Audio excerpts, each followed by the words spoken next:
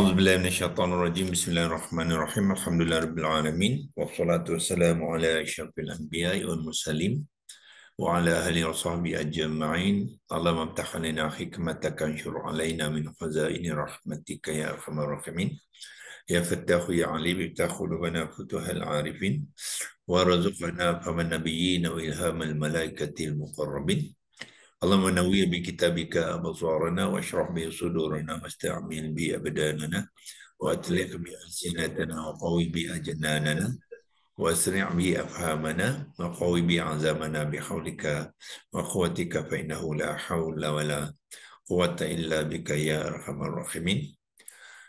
Alhamdulillah ya, kita dapat sekali lagi berjumpa di pagi ini dengan izin Allah. Kita masih lagi dalam bahagian latihan ya. Latihan tu penting kerana apa yang kita belajar kita naklah put into practice yang kata ya. Jadi bila kita put into practice tu dia akan lebih mahir. Kalau kita banyak saja belajar tapi kita tak latih dia, dia macam orang kata apa, macam mencurah air di daun keladi. Wah, banyak curah banyak keluarnya, tak disimpan ya. Jadi belajar terutama Quran ni kita kena simpan. Jadi macam mana menyimpannya ialah kita kena guna pakainya dalam bentuk practices dipanggil, iaitu latihan ya. Okey, kita telah memulakan latihan dengan mengambil surah Al-Fatihah. Sebab surah Al-Fatihah itu adalah umul kitab. Maknanya apa-apa hal kita nak faham tentang Quran, Fatihah kena buat dulu. Ya, jadi kita mahirkan Al-Fatihah. Besok kalau kita ada masa, kita akan buat latihan yang sama untuk surah lain. Ya, itu. Jadi untuk hari ini, sementara kita menunggu rakan-rakan kita yang lain ni, kita minta saudara Adi untuk buat imbasan. Imbasan maknanya ulang balik latihan yang telah kita adakan sebelum ni. Sambil itu kita akan mantapkan, ya, mantapkan sehingga kita rasa inilah sepatutnya pencapaian ya orang-orang Islam, Melayu Islam dengan Al-Fatihah. Maknanya kalau bila dia suruh dia membentangkan ayat pertama, dia akan membentang dengan baik. Baik itu bermakna secara menyeluruh lah. Yang banyak aspek-aspek yang walaupun kita belum belajar, dalam proses latihan ni saya akan tambahkan ya, akan tambah dan mantapkan ya. Sebagai contoh, mungkin kita tak masuk lagi, kita tak belajar lagi aspek isim sifat ya, sebab kita masih lagi dalam jenis, baru jenis-jenis kalimah ismun. Peranan kalimah ismun tu kita beri tu modul bahagian 3 ya, modul bahagian yang. Tapi kita boleh masukkan dalam latihan. Dan dalam latihan ni kita akan dapat belajar mengenalnya. Macam mana cara mengenal, lepas tu cara menerangkannya ya. Jadi kita pilih, masih lagi pilih surah Al-Fatihah. Yang ni adakah kita perlu sharing ke? Saya cuba, saya belajar test apply sharing ni. Share. Ya, okey. Bagus dah you buat sharing, lepas tu dan you terangkan ya. Daripada mulakan dengan ayat 1. Kalau hari ni kita habis ayat 1, ya, kita sambung. Kalau tidak, ayat 1 pun dah cukup. Ayat 1 sebenarnya kalau kita nak bahaskan satu kelas ni tak habis. Kita tengok banyak, dan kita cuba tambahkan lagi ya, apa maklumat yang penting untuk kita mengenal. Sharing tak on, saya tak boleh share. Oh ya, saya kena ni ya, allow sharing dulu. Mana dia? Host tool. Ni, screen sharing. Okey, share screen. Okey. Bismillahirrahmanirrahim. Assalamualaikum warahmatullahi wabarakatuh. Baiklah, hari ini saya akan cubalah belajar, cuba untuk mengupas ayat pertama surah Al-Fatihah. Ayat surah Al-Fatihah, iaitu ayat pertama, Bismillahirrahmanirrahim. Okey, pertama sekali kita akan lihat pada kalimah yang pertama, Bismi. Hmm. Bismi ni yang saya faham dia daripada dua komponen. Okey, mulakan ayat pertama ada berapa kalimah dulu? Okey, yang pertama ni Bismillahirrahmanirrahim ni ada empat Ya. kalimah. Okey, sebutkan kalimah pertama apa dia, kalimah kedua apa dia? Okey, kalimah pertama ialah Bismi. Okey, betul. Kalimah kedua adalah Allahi. Allah, baca, sebutkan yang hujung sekali hi tu, sebut yang bagi kita Allahi, betul. Okey. Yang kedua Allahi. Yang ketiga Ar-Rahmani. Betul. Yang keempat Ar-Rahim. Okey. Kalimah yang pertama Bismi. Okey, Bismi ni dari segi jenis kalimah saya nampak dia ada dua. Dia adalah gabungan dua kalimah. Dia adalah gabungan dua kalimah. Okey. Iaitu kalimah B ialah apa nama dia? Harfun. Okey, kalimah B mulanya kita pecah yang cara kasar ya. Ya, kalimah pertama ialah kalimah harfun, kalimah kedua ialah kalimah ismun. Jadi gabungan dua kalimah, iaitu satu kalimah harfun, satu kalimah ismun. Lepas pada itu barulah kita akan be more specific. Maknanya harfun apa? Ismun apa? Ya, sebagai contoh, jadi B itu kita mula dengan mengenai harfun. Kumpulan utama dia adalah sebab harfun banyak harfun, jadi dia adalah harfun jar. Harfun jar macam tu. Okey, lepas tu ismun apa dia? Ismun ni ialah nama ya. Nama ni ialah kata nama biasa, iaitu isim lazim dipanggil. Jadi kita, maknanya akhirnya kita akan menangkan dia ada gabungan satu kalimah harfun jar. Harfun jar ni bahasa Melayu dia kata sendi. Kata sendi. Lepas tu kata nama am. Kata nama am biasa kan, common noun tu kata nama am iaitu nama. Jadi dan B tu memberi erti dengan ismun ialah nama. Jadi bila dia bergabung dia jadilah dengan nama. Saya ulang balik Ya. Okey. Kalau yang pertama ni ada dua komponen, dua ni bahagian. Gabungan dua kalimah. Gabungan dua kalimah. Okey. Pertama kalimah B yang ni. Ya. B ni ialah apa tu harfun jar. Okey, mula sebut kalimah harfun dulu. Kalimah harfun. Kalimah harfun banyak jenis, tapi yang ni ialah harfun jar. Ini B nya kalimah harfun. Jenisnya adalah harfun jar.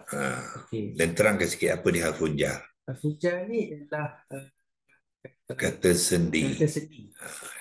Dia berfungsi menyambung lah, ya, menyambung dalam bentuk sendi. Jadi nama sebab kata menyambung ni banyak ya.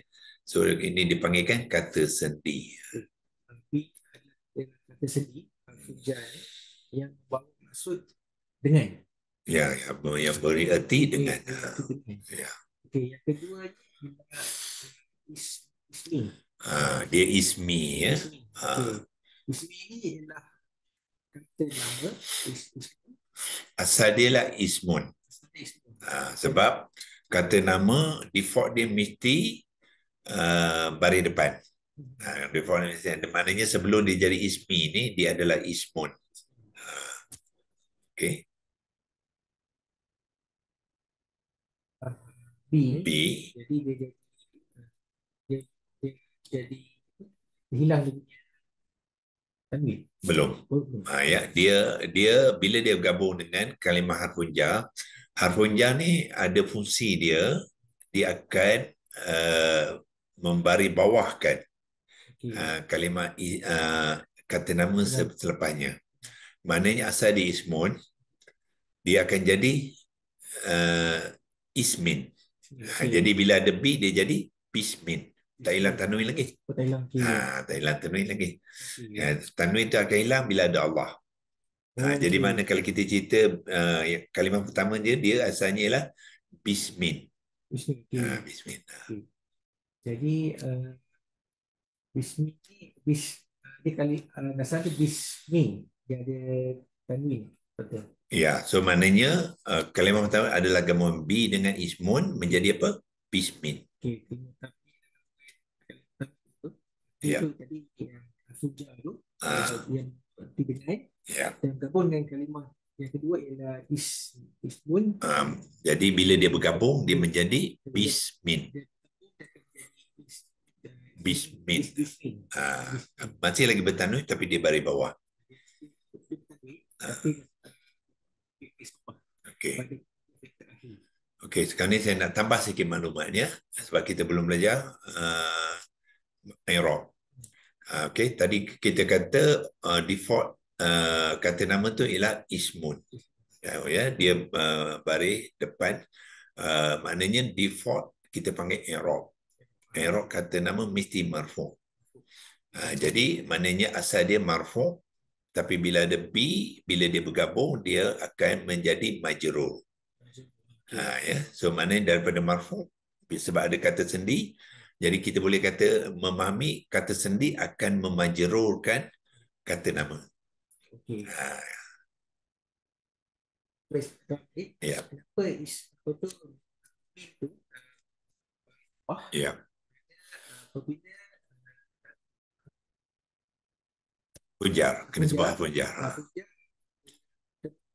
gabung dengan Kata nama iaitu ismun selepasnya dia akan memajrurkan. lepas ni yang akan majrur bukan kalimah ismu tersebut. Ya, dan tanda majrurnya biasanya ya kena ada dua biasa ni sebab apa? Kadang-kadang kalimah ismun dia majrur tak ada tanda bawah.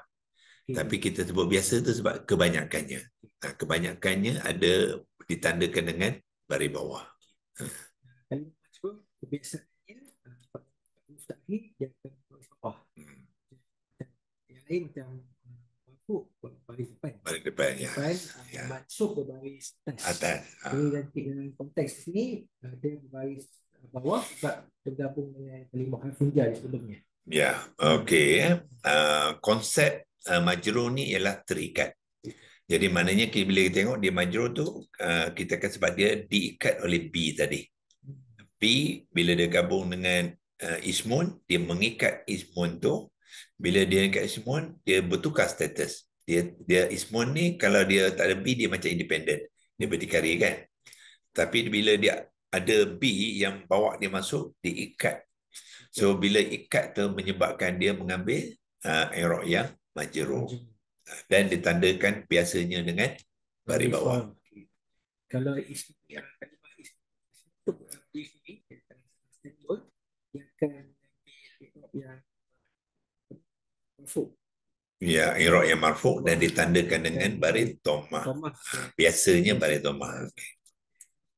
Teks isim yang kita gabung dengan di sebelumnya, ba B tu, jadi dia akan B akan mengikatnya dan menukarkan statusnya iaitu i'rabnya kepada majrur. Ya. Marfu' kepada majrur. Mustahilnya berbaris kasrah. So maknanya kita akan dapat mempunyai satu ilmu baru apabila kita sebut majrur tu kita tahulah dalam keadaan terikat. Ada satu kalimah lain yang mengikat dia. Menjadikan status yang majrur. Berbeza dengan marfu', bila kita kata kalimah marfu' dia masih berdikari. Tak ada kalimah yang cuba mengikat dia.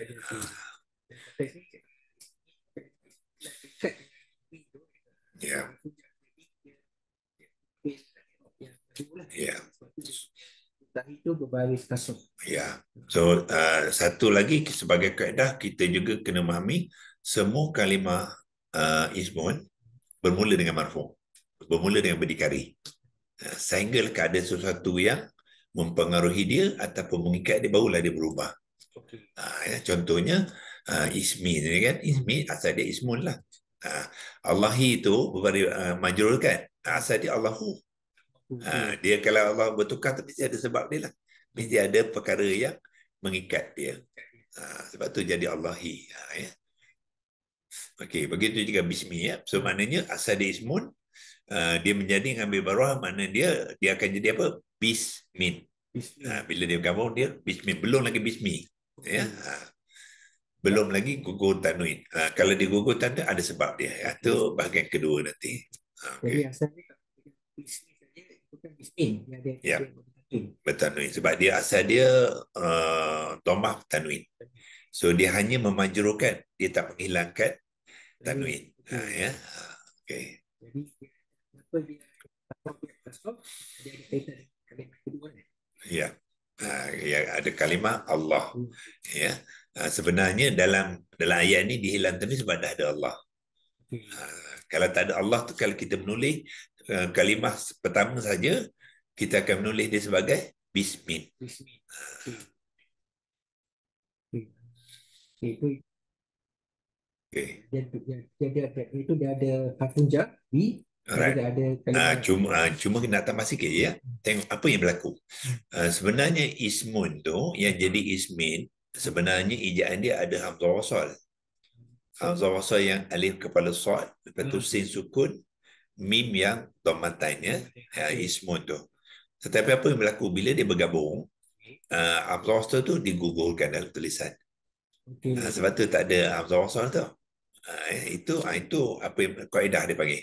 Yang B ni bila gabung dengan apa satu kalimah lain, ismun, kalau yang ada hamzah wasal tu digugurkan. Dalam konteks ni digugur, tapi ada juga kadang-kadang tak gugur. Yang kita terangkan, kalau dia tak ada tu maknanya digugurkan.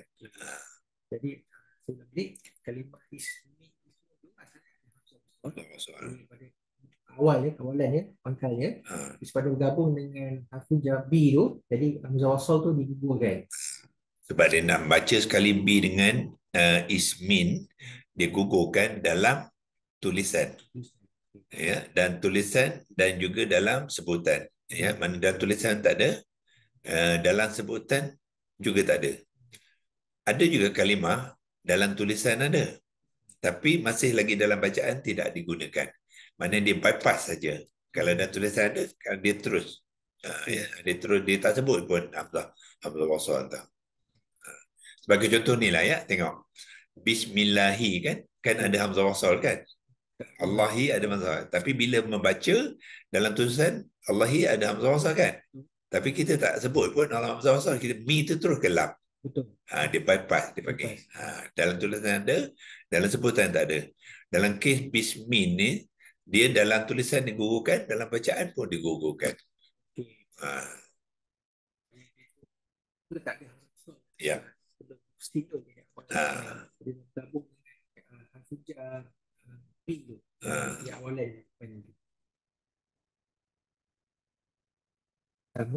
Yang dimaksud tidak dengan nama. Ya. B itu dengan ismi itu nama. So kenapa kita kata terikat tadi, konsep dia lah seolah-olah B itu tanpa kalimah kedua dia tak cukup mana. Dengan apalah tergantung kan. So diperlukan kalimah yang kedua tu, jadi dia bawa masuk, diikat dia sekali. Ikat tu maksudnya dia yang punya lah kan. Tak boleh kalimah lain, kalau kalimah lain jadi mana lain kan. Jadi dia dengan tu mengikat, nama tu jadilah dengan nama. Jadi bila dengan nama tu, makna tu lebih sempurna sikit lah. Tak adalah tergantung. Itu maksudnya.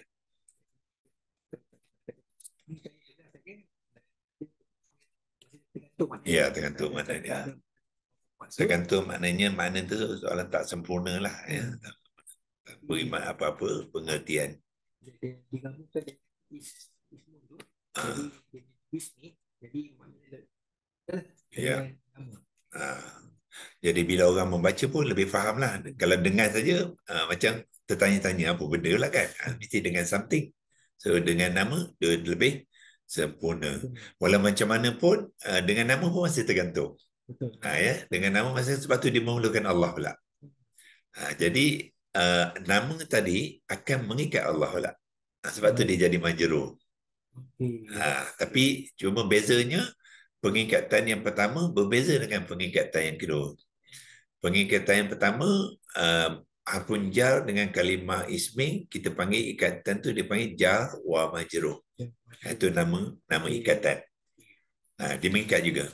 Tetapi dalam konteks ismin pula, dia masih tergantung. Dengan nama kan, nama ni pun tergantung. Dengan nama masih tergantung. So dia memerlukan kalimah lain untuk menyempurnakan maknanya.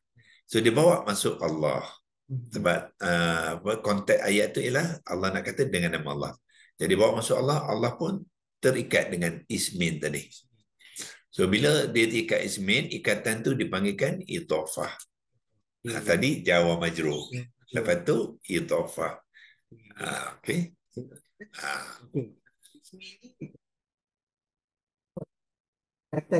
Ya. Jawa majrur. Apa makna jar majrur? Jar maknanya satu harfun jar. Wa tu ialah dan. Majrur ialah kalimah isim yang majrur. Jar tu pada teks kalimah ni, jar tu pada B tu. Ya. So wa dan majrur tu ialah kalimah isim. Jadi ikatannya dipanggil jawa majrur untuk kalimah bismi ni. Ya. Tapi kalimah bismi masih lagi tak lengkap. Bismin dulu ya, bukan bismi lagi. Bismin Dia masih ni, lagi bismin. Bismi ni masih lagi dari segi makna masih lagi tergantung lah. Tergantung dengan juga. dengan nama apa. Jadi dia untuk melengkapkan maknanya kita akan pergi kalimah kedua. Dia memerlukan kalimah kedua untuk melengkapkan. Kedua untuk melengkapkan makna dia. Ya. Jadi kalimah kedua kalau kita lihat di sini ialah kalimah. Dalam konteks ayat ni Allah nak mengatakan nama apa? Masukkan Allah ke dalam selepas ismin tu. Jadilah bismillahi.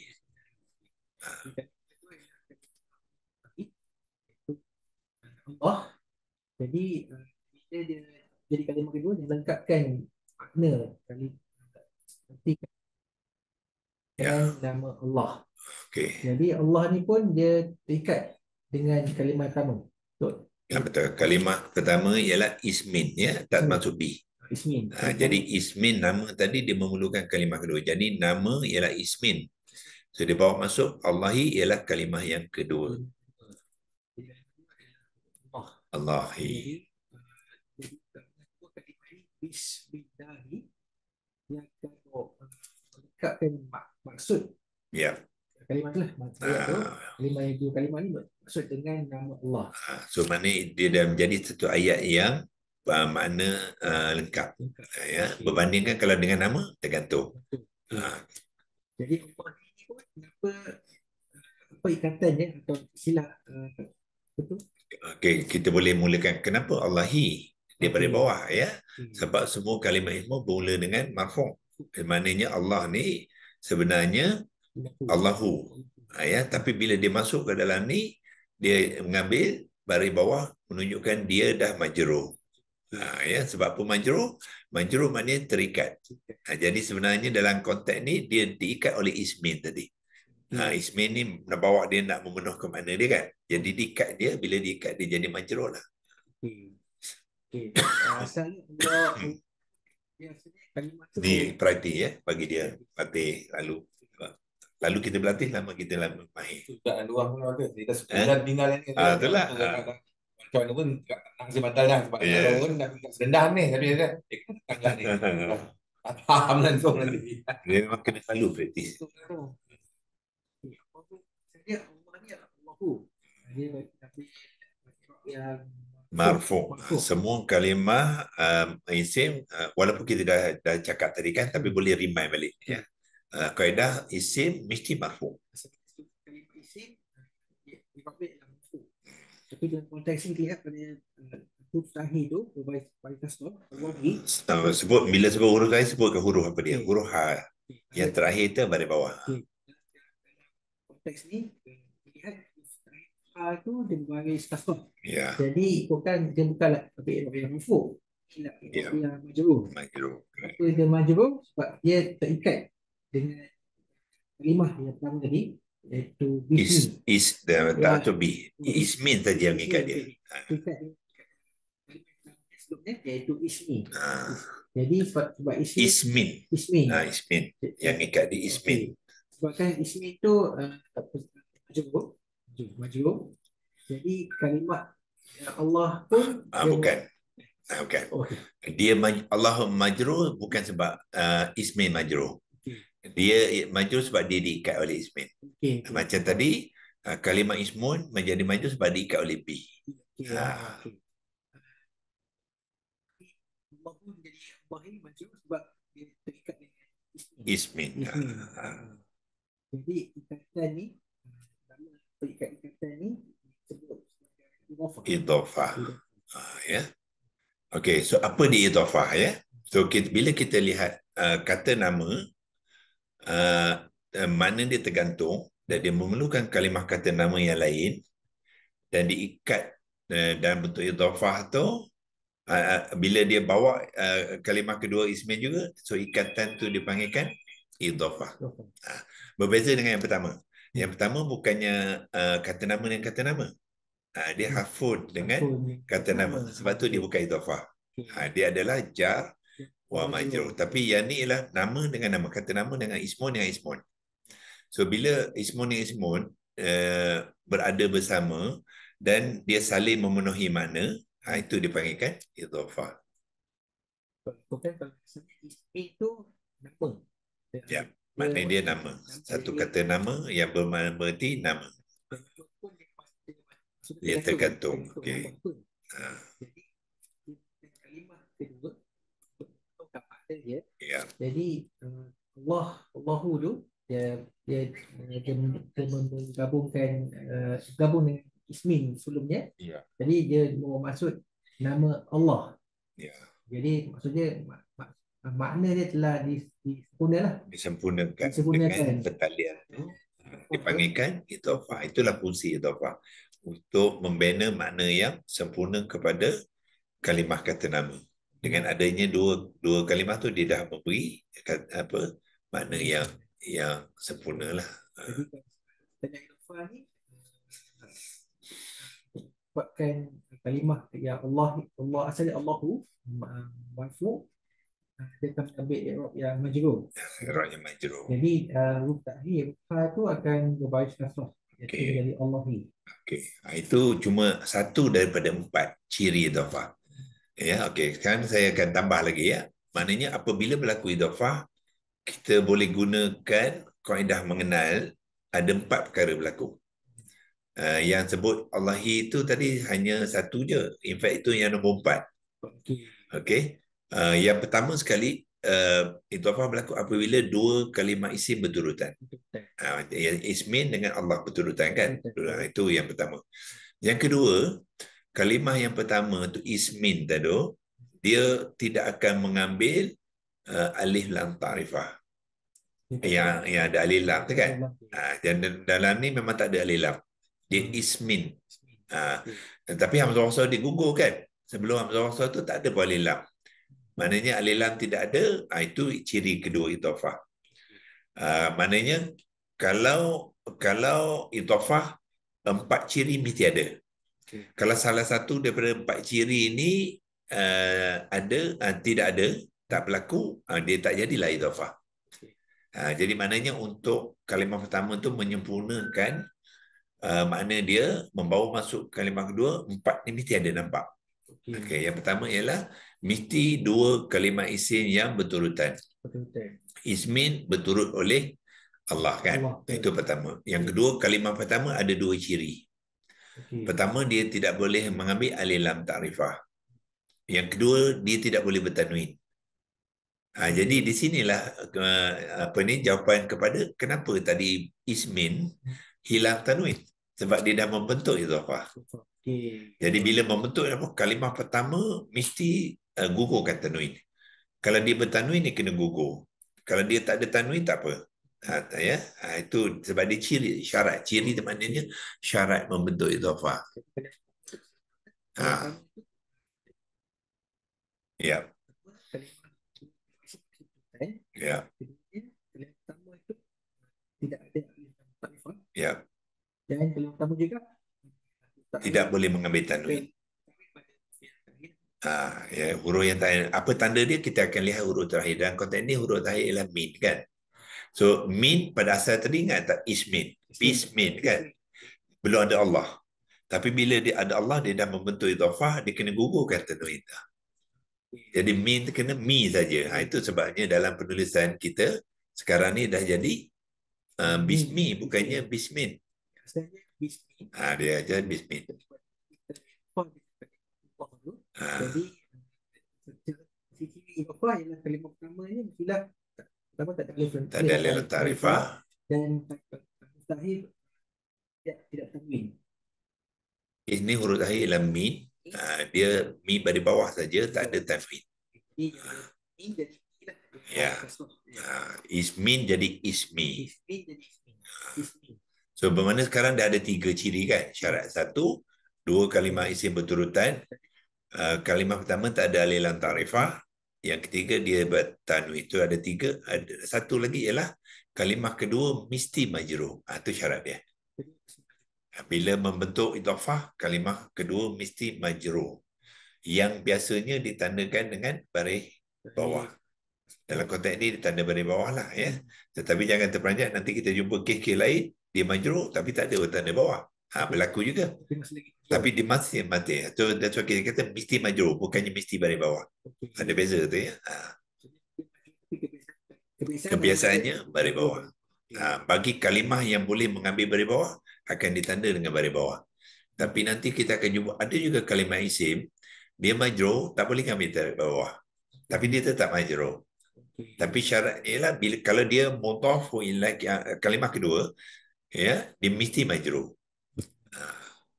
Okey. Jadi ubah itu yang kalimah kedua tu bahkan dia bertanda idhofah di dalam kalimah sebut. Jadi dia perlu mengambil i'rab yang majrur. Jadi yang ditandakan biasanya pada huruf ini berbaris kasrah. Di dalam konteks ni Allah sini Allahu bahkan dia bertanda idhofah dengan kalimah pertama ismin asalnya. Dia bertanda idhofah ismin jadi ismi. Jadi Allah tu dia akan mengambil i'rab yang majrur, dia akan menjadi Allah. Allahu dia akan menjadi Allahi. Sebab dia boleh bertukar baris ya. Dia boleh mengambil baris kasrah. Okey. Jadi kebiasaannya kalau i'rab yang majrur itu baris kasrah. Biasanya. Kebiasaannya mengambil ditanda sebab kalimah tu boleh mengambil baris kasrah. Ada juga kalimah yang tidak boleh mengambil baris kasrah tapi dia tetap majrur dengan baris yang dia ada. Biasanya kalimah tu dia tak berubah baris. Kalau dia tukar i'rab ya, dia baris tak tukar. Sebab tu dia tak boleh ambil baris kasrah. Ya. Okey ya. Okey, tambahan. Tadi ialah pertalian idhofah tu diperlukan untuk memenuhi makna ya. Keduanya bila berlaku idhofah ada ciri, 4 ciri. Okey. Dan ketiganya dan sekarang ni kita memberi nama pula pada kalimah pertama dan nama kepada kalimah kedua tadi. Ya.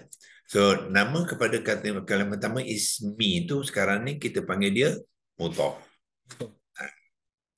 Dan nama kepada kalimah kedua ialah mudhafun ilaih. Yang kedua tambah ilahi je. Jadi mudhafun ilaih. Apa makna dia? Mudhaf maknanya satu kalimah yang memerlukan sandaran. Dia kena bersandar sebab dia tergantung. Jadi kalimah yang disandarkan ilahi mana disandarkan kepadanya itu dipanggilkan mudhafun ilaihi. Jadi gabungan mudhaf dengan mudhaf ilaih yang dipanggilkan idhofah. Jadi idhofah bermakna sandaran, iaitu pertalian sandaran antara dua kalimah. Ya, kalimah pertama mudhaf, kalimah kedua mudhaf ilaihi, dan bila gabung dua ni menjadilah idhofah. Okey. Okey. So bila kita dah tahu apa tu? Bila kita dah tahu nama dalam menerangkan ciri, kita dah boleh gunakan nama tu. Tadi kita hanya kata kalimah pertama kan. Jadi kita mahir tu kita okey, kalimah pertama iaitu mudhaf, tidak boleh mengambil alif lam ta'rifah dan tidak boleh mengambil tanwin. Dua ciri pada dia saja ya. Dan sekarang ni kita dah tahu kalimah mudah nama dia mudhaf ilaih dan kita masuk ke ciri keempat. Mudhaf ilaih mesti majrur yang biasanya ditandakan dengan tanda kasrah. Okey, cuba sekali lagi masukkan nama dah. Okey. Dalam tanda idhofah dalam kalimah iaitu ismin dengan Allahi. Okey. Idhofah ni adalah ismi. ciri mudhaf ni ialah dia tidak boleh mengambil alif lam ta'rifah, juga mustahil tidak boleh mengambil baris mengambil tanwin. Jadi dalam mudhaf bukan macam tu ya. Okay. Sekarang ni terbina idhofah. Iaitu ismin dengan Allah menjadi ismi dengan Allah ialah ismillahi ya. So kalimah ismi itu yang pertama tu kita namakan dia mudhaf. Dia ada nama dia iaitu mudhaf. Dan kalimah kedua dalam pembinaan tu ada nama dia iaitu mudhafun ilaih. Dan baru diterangkan. Ya. So kalimah pertama yang mudhaf tadi dia ada ciri dia. Kita bina idhofah. Kalimah ismi asal dia ismin. Kedua kalimah ni dia dalam idhofah. Betul. Kalimah Gabungan ya. Gabungan kedua ni sedang membina ikatan dipanggil idhofah.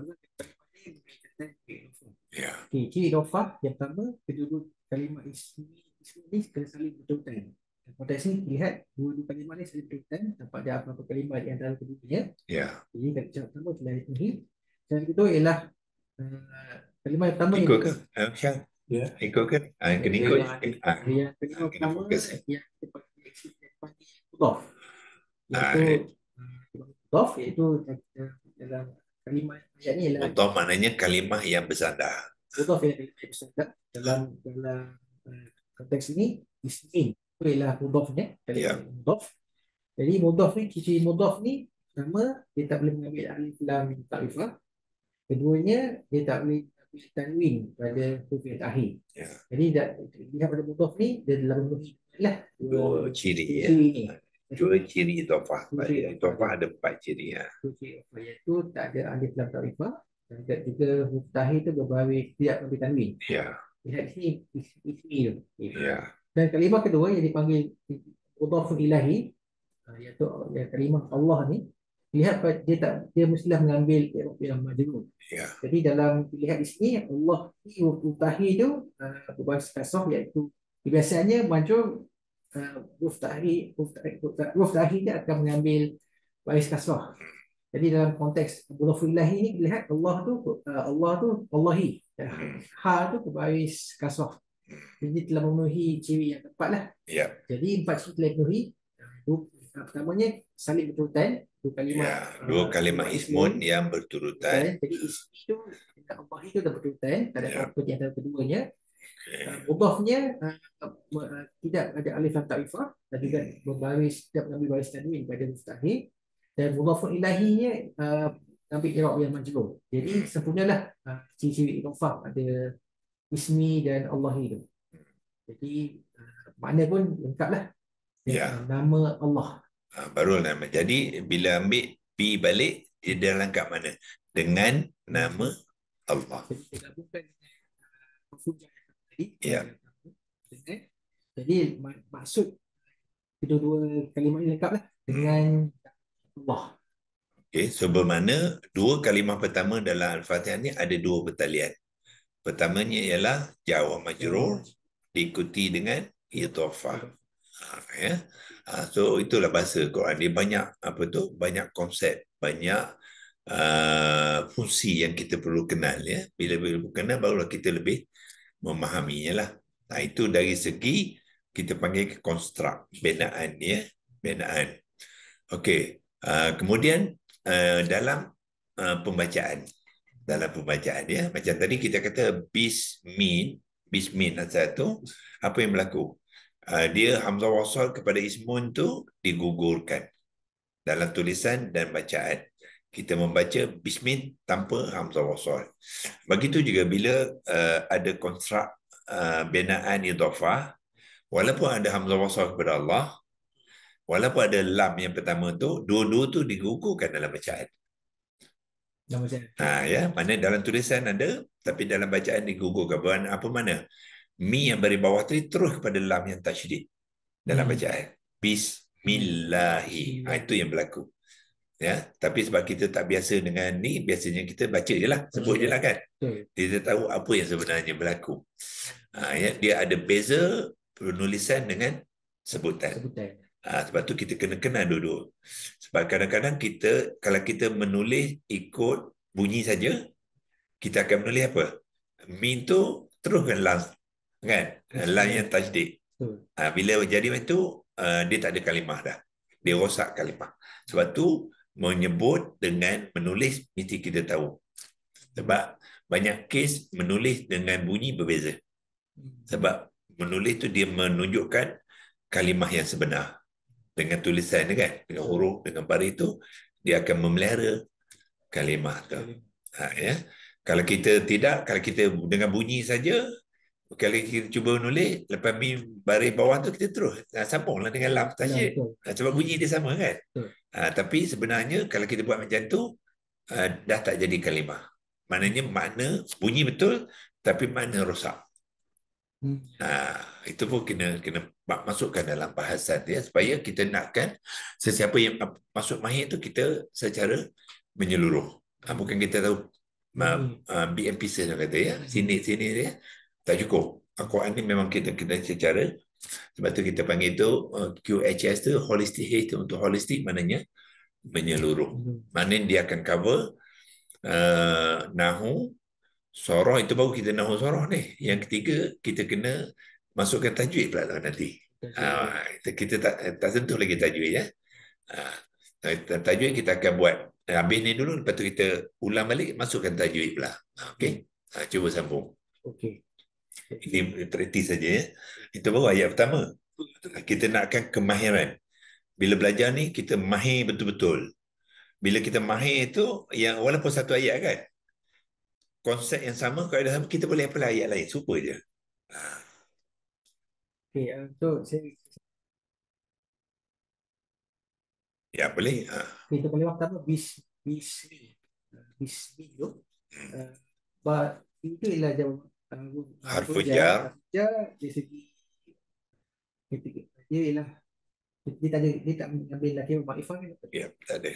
Harful jar tak ada nakirah makrifah. Ya. Dari segi jantina pun tak ada. Ya, okey, harfun ni dia lebih ringkas sebab dia tak ada tak ada makrifah, tak ada nakirah. Makrifah nakirah ni kita panggil dia apa? Ta'yin. Maknanya dia ciri ta'yin tak ada. Okey, yang keduanya dia tak ada jantina. Okey. Yang ketiga dia juga tak ada bilangan. Dan keempat dia i'rab pun tak ada. Dia mana mengenal harfun jar lebih senang. Dengan membandingkan dua kalimah lain, iaitu kalimah ismun dengan fa'ilun. Dia tiga kategori kan, kumpulan besar. Apa dia? Ismun, fa'ilun, harfun. So dalam tiga-tiga harfun ni dia lebih ringkas lah. Sebab dia tidak berkait dengan banyak ciri.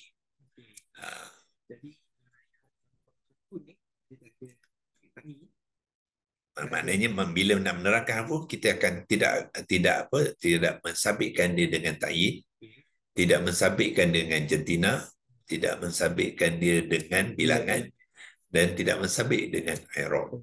Tak macam kalimah ismun. P ni, harfun ni, dia tidak sabit dengan ta'yin, tapi juga sabit dengan jantina dia. Ya. Bilangan juga tidak ada, dan juga i'rab. Ya. Dia pada yang kalimah kedua dia ismin dia. Ismin yang asalnya ismun tadi. Okey. Ismin yang asalnya ismun tadi. Dari segi dia ada ciri dia. Dari segi tapi dia ialah Alright. Okey ya. Kita akan mengenal melihat dia dalam bentuk idhafah. Sebab dia digunakan sekarang dalam bentuk idhafah dengan Allah ya. So undang-undang dia ataupun peraturan dia, kalau kita tengok mudhaf ilaih kalimah kedua tu, kalau dia makrifah, maknanya dia automatik dia makrifah. Walaupun tak ada alilan takrifah ya. Jadi maknanya kalau dah mudhaf ilaih kedua tu, dia juga makrifah. Kita boleh bayangkan mana Allah tu kalau kita kenal, jadi nama Allah tu pun juga kita kenal lah. Sebab dia makrifah lah. Dia spesifik lah. Jadi Betul. daripada kalimah kedua. Ya. Allah. Dari segi jantina, dia adalah kalimah, dia adalah muzakkar. Kalimah Quran ada dua, iaitu sama ada muzakkar ataupun muannas ya. So ismin ataupun ismi adalah muzakkar. Ya. Konteks jadinya sama ada muzakkar atau muannas. Di dalam ismi ni ialah kalimah Muzakkar ada dua cara mengenalnya. Cara yang pertama mengenal yang terbaik ialah memang kita tahu hakikatnya dia muzakkar. Maknanya nama ni bukan kalimah muannas. Dia adalah kalimah muzakkar, ya.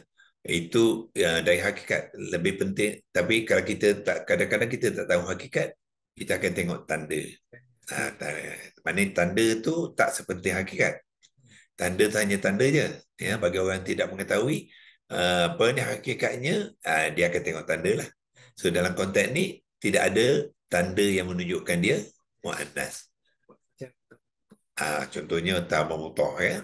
Kalau tak ada tamam, mana dia, itulah tanda menunjukkan dia muzakkar. Tapi yang lebih penting bukan tanda lah. Yang lebih penting ialah hakikat. Kata macam kerusi kan. Kerusi hakikat dia muzakkar. Walaupun tak kira tak apa tanda.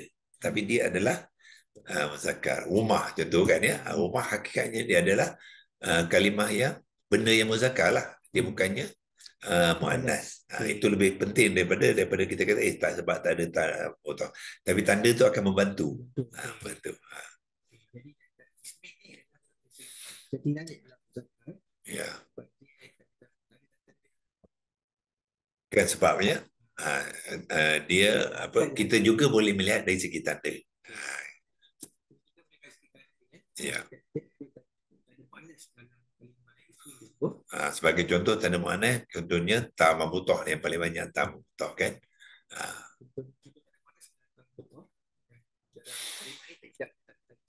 Dia ada tanda muannas situ.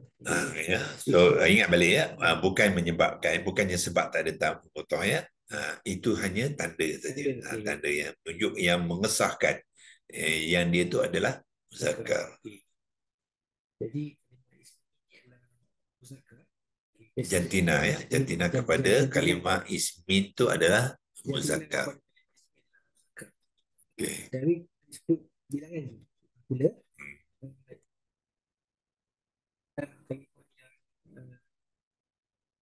singular, bahasa Inggeris singular, bahasa Melayu singular apa dia? Tunggal. Bahasa Arab dia kita panggil mufrad. Iaitu ciri bilangan dia panggil. Bilangan.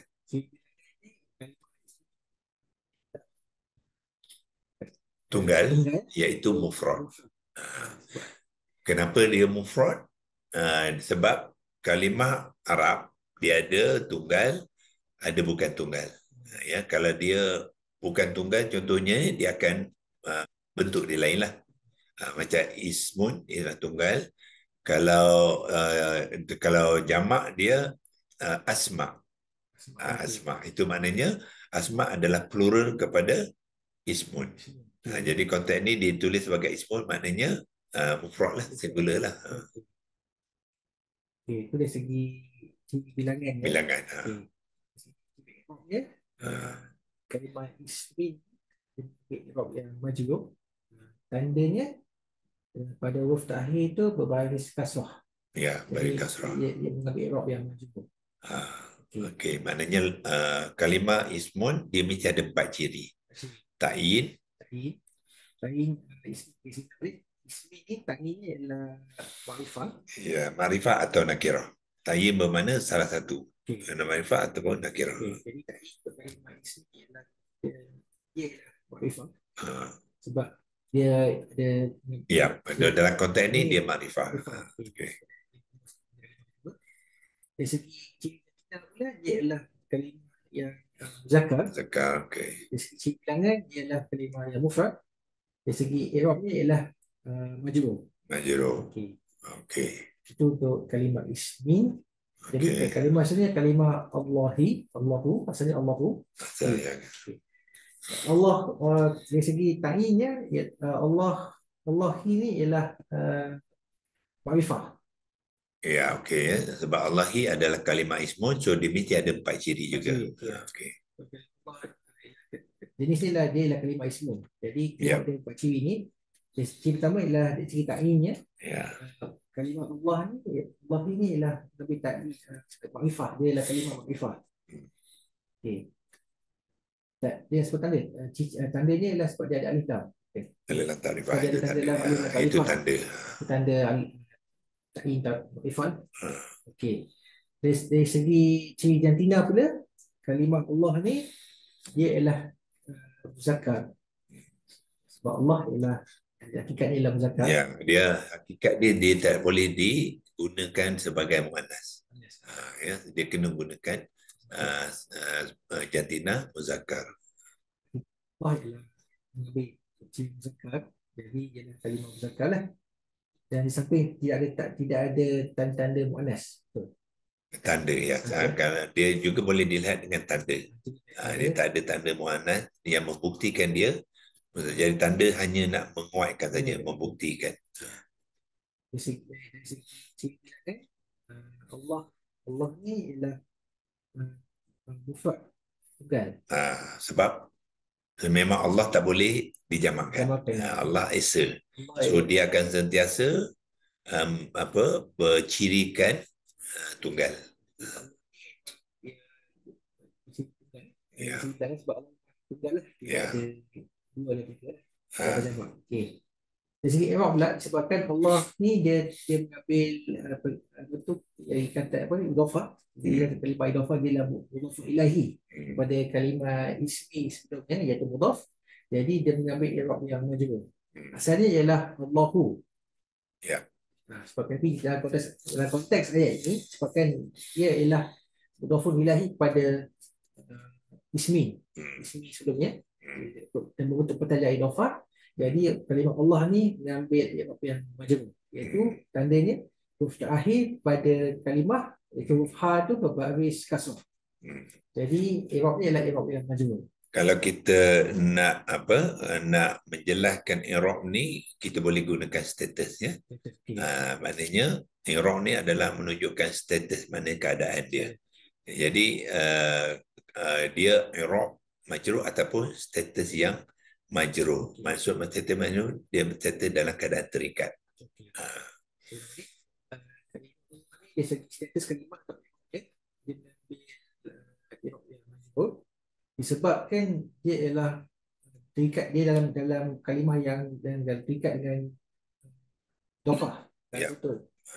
Betul. Dia terikat dengan kalimah mudhaf tadi. Allah dan mudhaf ilaih dia terikat dengan mudhaf kan ya. So bila dia terikat, mana keadaan dia terikat tu dipanggilkan majrur. Dia ialah mudhaf ilaih kepada kalimah ismi sebelumnya, iaitu mudhaf dia. Jadi dalam kata idhafah, jadi dia mengambil i'rab atau status yang majrur. Tandanya ialah terakhirnya ada huruf ha itu mengambil baris kasrah. Jadi kalau 4 ciri kalimah ismi itu, iaitu dari segi ta'innya ialah makrifah, dari segi jantinanya ialah muzakkar, dari segi bilangannya ialah mufrad, dari segi status atau i'rabnya ialah majrur. Untuk kalimah Allah, Allahi. Okey, untuk kalimah yang ketiga, Ar-Rahmani. Okey. Ar-Rahmani ni lihat satu-satu jadi ciri dia. Okey, pertamanya dari segi ta'in. Okey, sebelum tu kita nak beritahu apakah jenis kalimah dulu. Okey. Daripada tanda kita tahu jenis dia. Okey.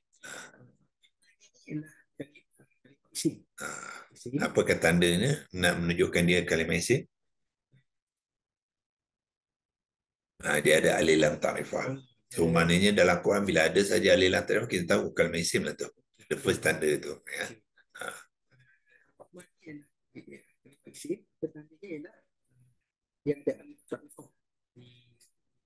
Di awalan dia. Okey.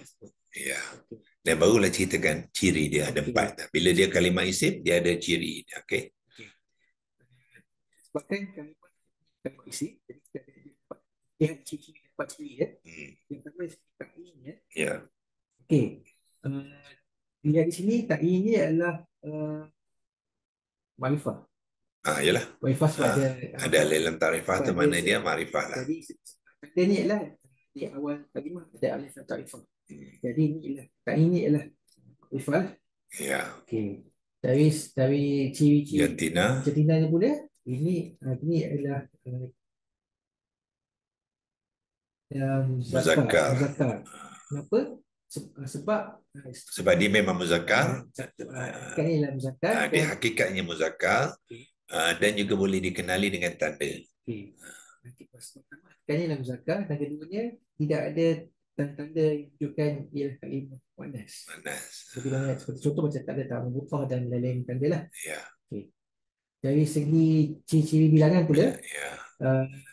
kalimah Rahman ini ialah mengambil bilangan mufrad juga mufrad. Dia mufrad sebab tidak ada tanda-tanda yang menunjukkan dia muannas atau jamak dalam kalimah ini.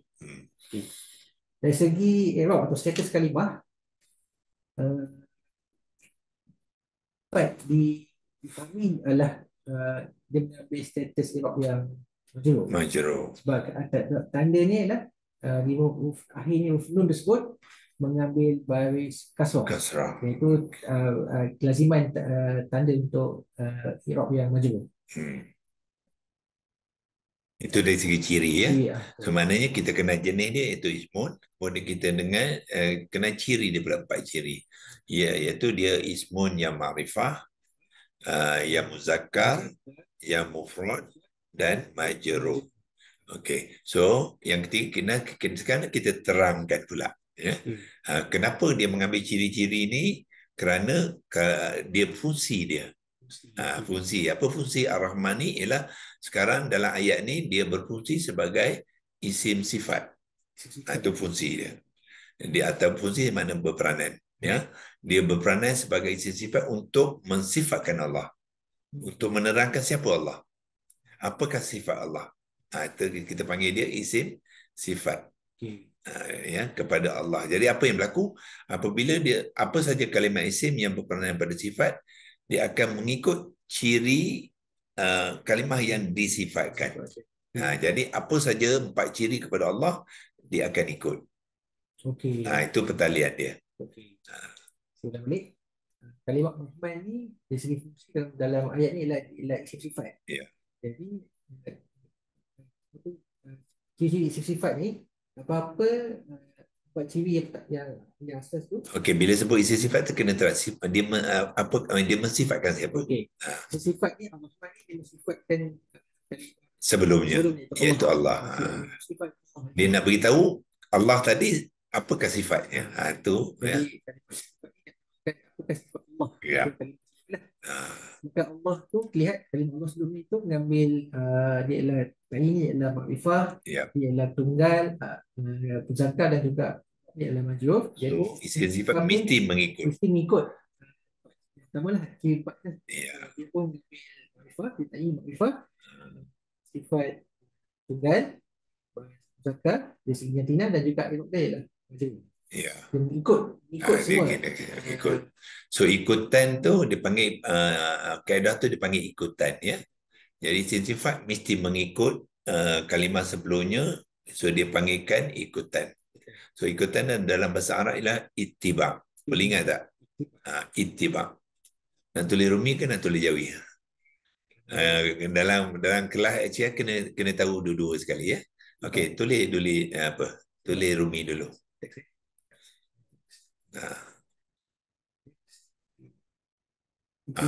Kalau aku paling guna kata sebab kita menerangkan, sebab kita nak nak nerangkan orang kan guna kata iaitu I B A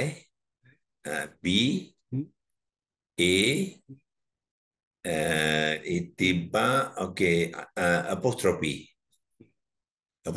maknanya ain yang sukun ya, di ujung itu jadi ittiba. Okey, cuba tahu nak menulis Rumi ke?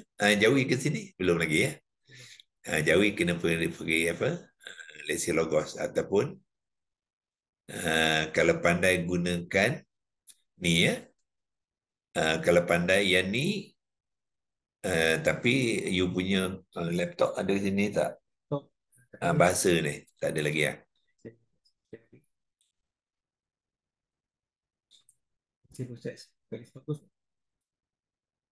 Okey. Tengok bawah tu ada tak bahasa?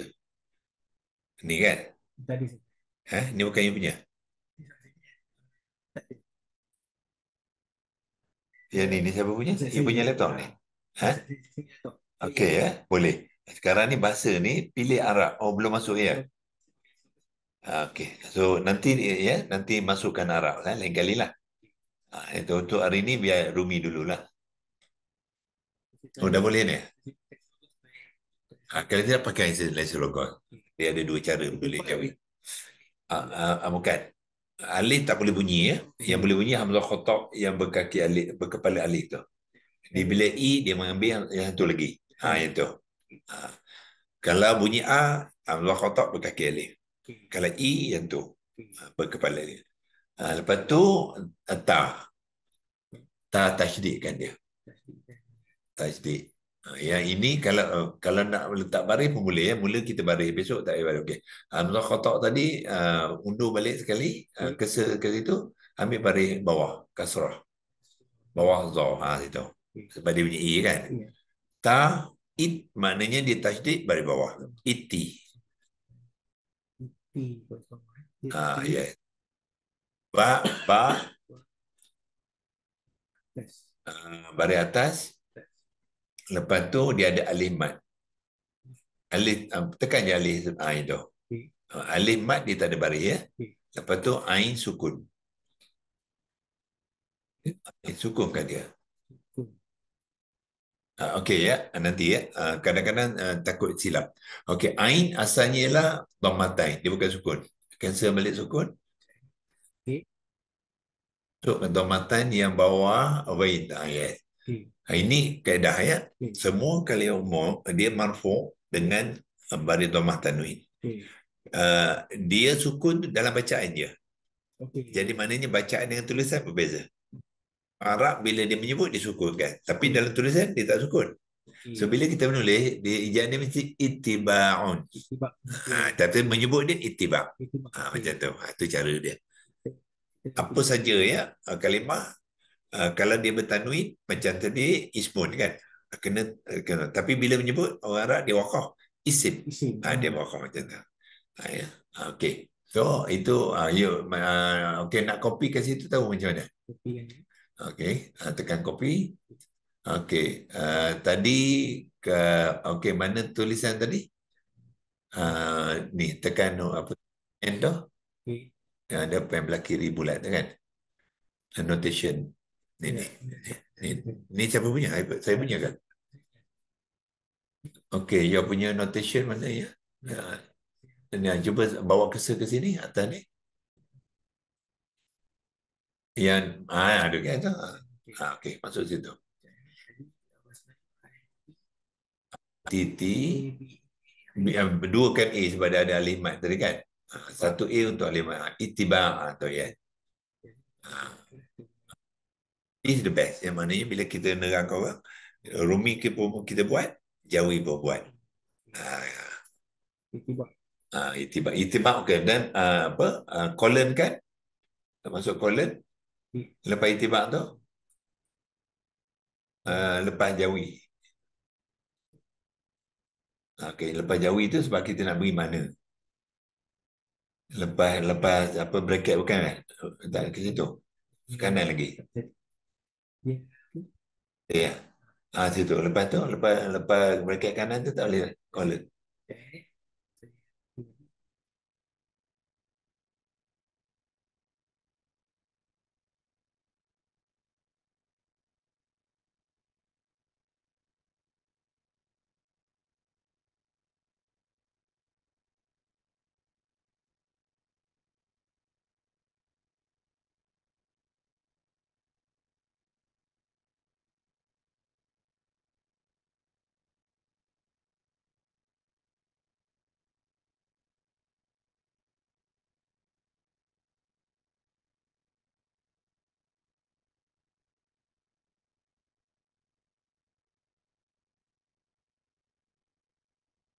Box ni ambil mana? Export dekat station. Ya, kita tak boleh nampak ya. You yang nampak. Betul lah, notation kita tak nampak.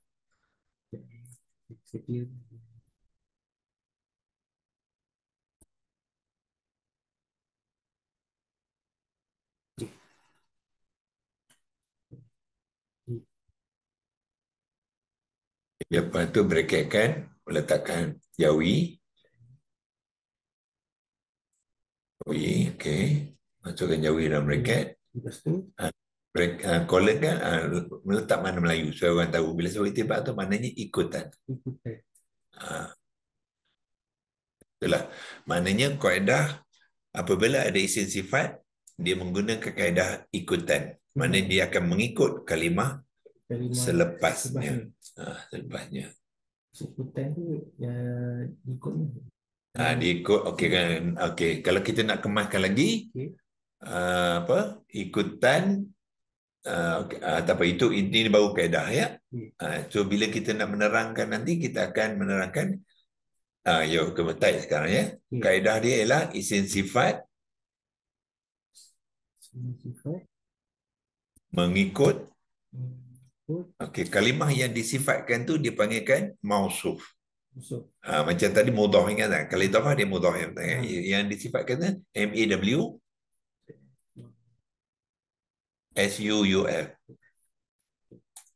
Okey, itu nama dia. Jadi kalimah pertama dipanggilkan mausuf, kalimah yang kedua tu dipanggilkan isim sifat. Jadi sebab mesti ikut mausuf. Okey, so colon kan.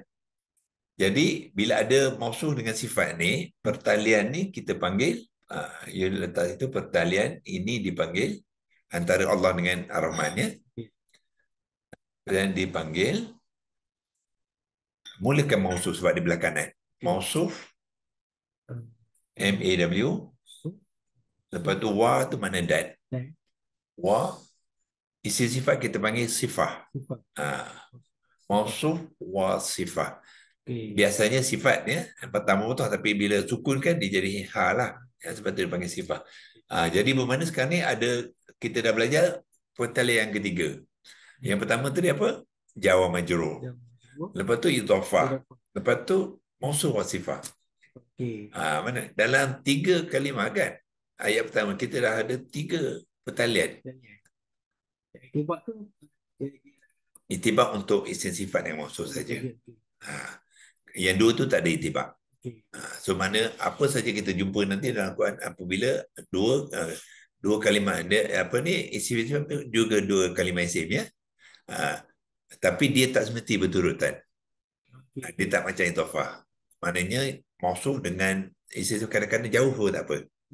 Tapi dia mesti itibak. Itu dia punya ciri dia. Dia mesti itibak.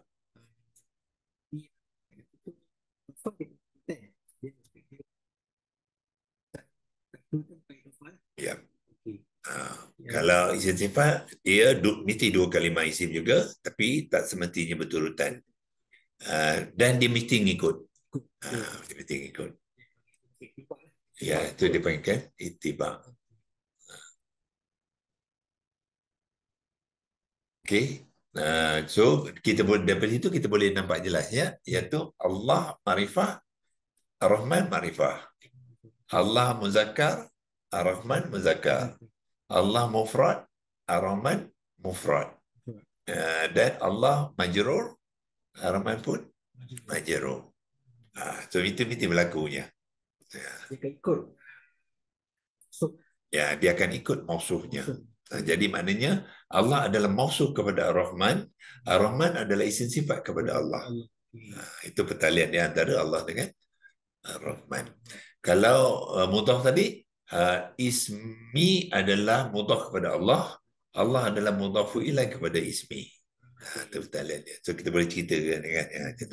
So ismi Allah ialah idhafah, Allahi Ar-Rahmani ialah mausuf wasifah.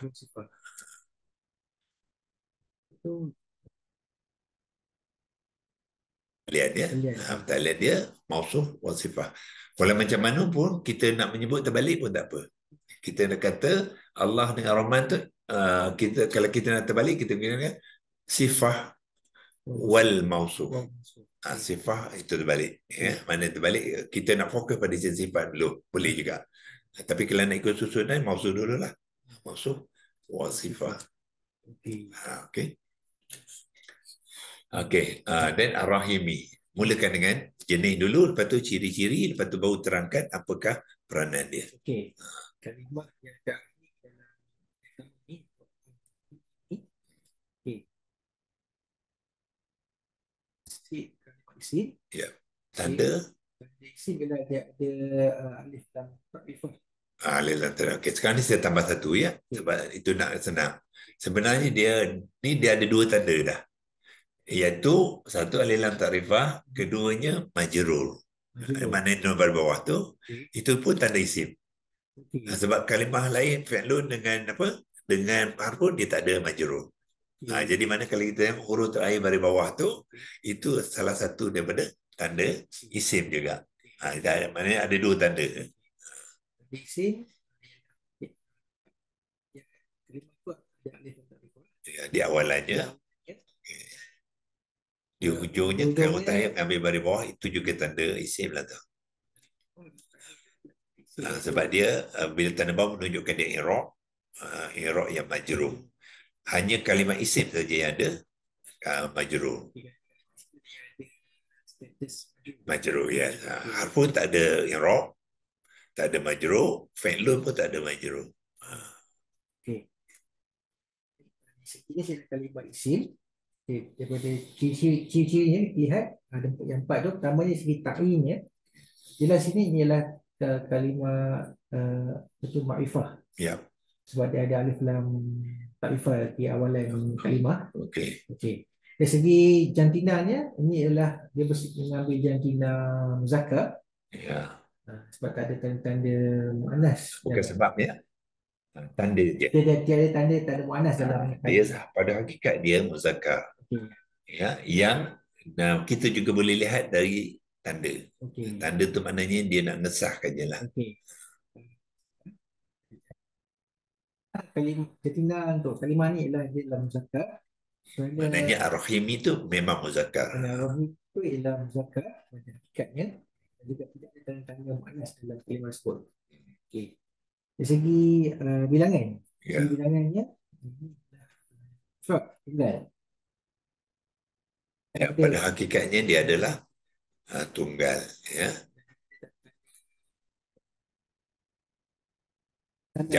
Jamak ataupun musanna. Nanti kita akan belajar apa kata tanda jamak dan muannas. Musanna. Okey. Status kalimah dia mengambil majrur. Tanda dia pada huruf takhir tersebut baris bawah. Ya. Dan dari segi apakah peranan kalimah ni dalam ayat ni ya?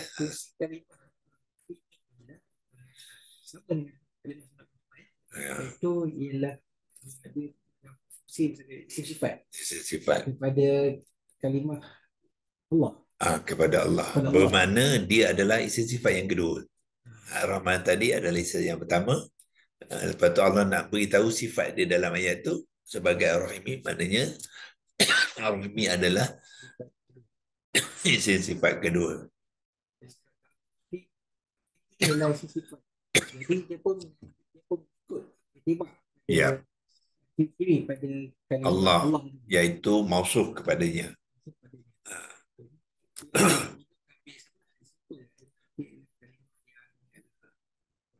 Ya. Zakar. Tunggal dan juga majrur. Jadi talian dia adalah mausuf wasifah. Iaitu pertalian di antara Allah dengan Ar-Rahimi ya. Allah ada mausufnya. Ar-Rahimi kita panggil mausuf wasifah. Maknanya ada dua pertalian mausuf wasifah. Pertamanya ialah Allah dengan Ar-Rahman, mausuf wasifah yang pertama. Yang keduanya Allah dengan Ar-Rahimi, mausuf wasifah yang kedua. So maknanya ada 4 pertalian di situ ya dalam ayat tu. Satu jawab majrur bismi. Okey. Lepas tu idafah. Lepas tu idafah. Ismillahi. Ir-Rahmani. Ar-Rahman, Allah dengan Ar-Rahman ialah mausuf wasifah yang pertama. Yang kedua. Jadi mana dekat untuk ni lah dengan nama bismi itu dengan nama Allahi Allah Ar-Rahman. Ar-Rahman ni yang maha ngasih. Ar-Rahman ialah maha pemurah. Pemurah, yang maha pemurah. Ar-Rahim ni ialah yang maha Pengasih. pengasih. Maha pengasih ataupun maha penyayang. Itu sama ya. Pengasih pun boleh, maha penyayang pun boleh. Okey. Itu sebagai basic dia. Walaupun basic tapi kita dah masukkan maklumat lain supaya dia lebih menyeluruh. Ya. Tetapi saya nak tambah satu lagi ya. Okey, tengok Ar-Rahmani itu kita panggil bentuk dia, bentuk kalimah tu ya. Rahma ni ya. Bentuk ni dia mengikut acuan. Untuk menulis Ar-Rahman ni dia ada acuan ya. Semua acuan kalimah dia menggunakan fa ain lam. Maknanya tiga huruf akar dipanggil membentuk ni dia akan mengikut acuan yang menggunakan fa ain lam. Okey, bagi contoh. Ar-Rahman ni macam mana cara kita nak mengenal acuan ya? Kita buangkan alif lam takrifah ni dulu ya. Dia akan jadi apa? Rahmani. Rahmani tetapi default dia sebenarnya Rahmanu. Rahmanu ya. Okey, cuba tengok. Ra ni huruf yang pertama kan? Nak tahu acuan dia, ra ni tukar pada fa. Ingat, tiga untuk acuan semuanya menggunakan fa ain lam default ya. So tukarkan ra ni kepada fa, jadi apa? Fa lah. Ha tu huruf akar kedua tukar pada ain. Jadi fa. Betul tak? Lepas tu huruf ketiga dia ialah mim. Huruf akar dia mim tukar pada lam. Jadi dia akan jadi apa? Fa la. Yang ni default dia nom pada depan ya. Jadi fa la nu. Boleh nampak? Kalau tidak tuliskan dekat lesi logos. Ini acuan. Pergi lesi logos. Tuliskan tu pun tak apa.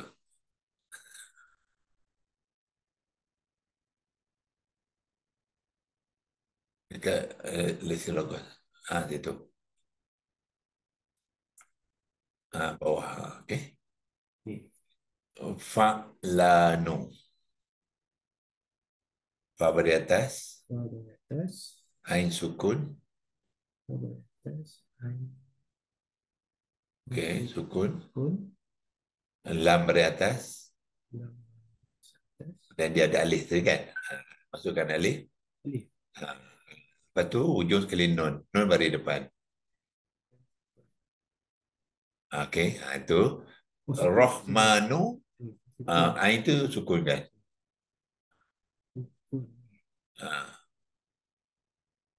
Nampak ijaan dia fa'lanu.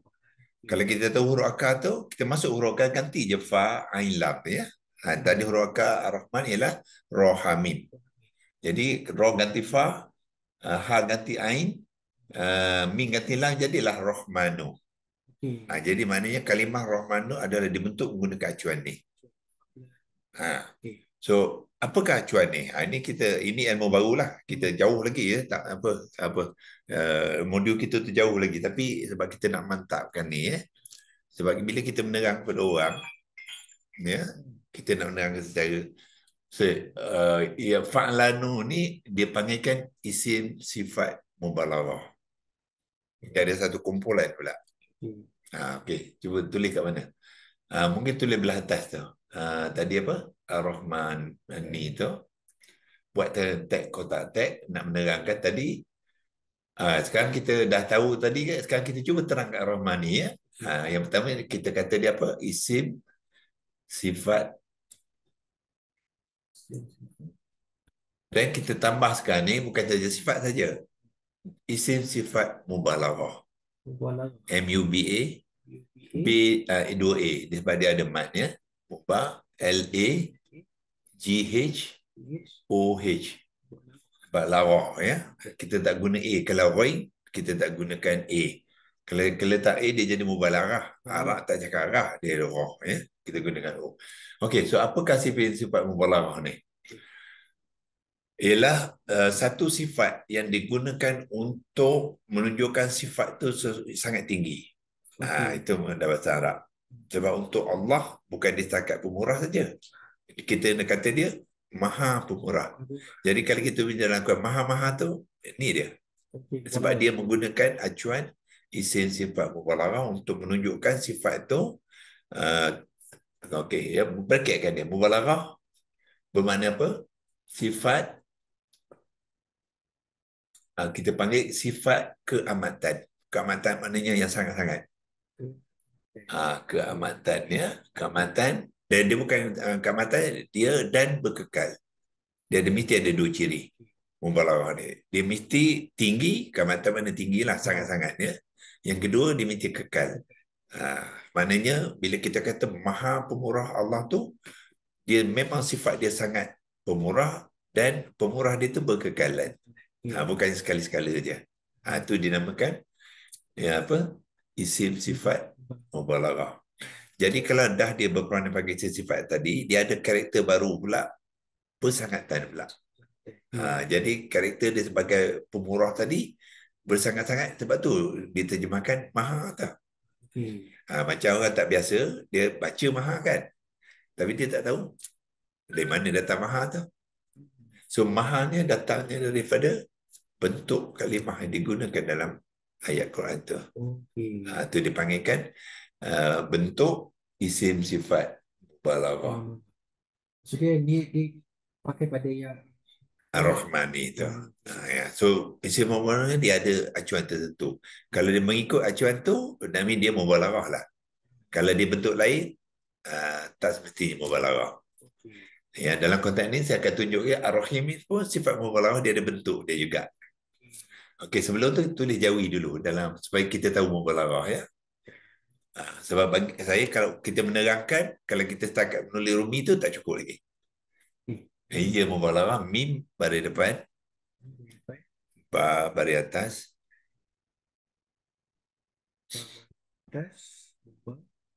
dia ada mat alif ya. Jadi bila mat alif tu di mat asli baca 2 harakat lah, mubah ya. Sebab tu kita rumi letak 2 a tau. Nama macam lam baris atas, ghain baris atas, lepas tu ta hujung dia dhammatain. Sebab diisim. So diisim mestilah mubalaghatun. Dalam menulis ialah dhammatain. Dia nakirah yang tanwin ya. Tetapi menyebut dia kita sukunkan jadilah mubalaghah. Mana dalam penulisan dhammatain, dalam sebutan sukun. Jadi sebab tu kita sebut mubalaghah tu sebab kita sukunkan. Kalau nak menulis originalnya rumi dia, kita akan jadi apa? Mubalaghatun. Itu tukar pada un. Tun. Jadi tun lah. Itu dalam kalau nak ikut ijaan lah.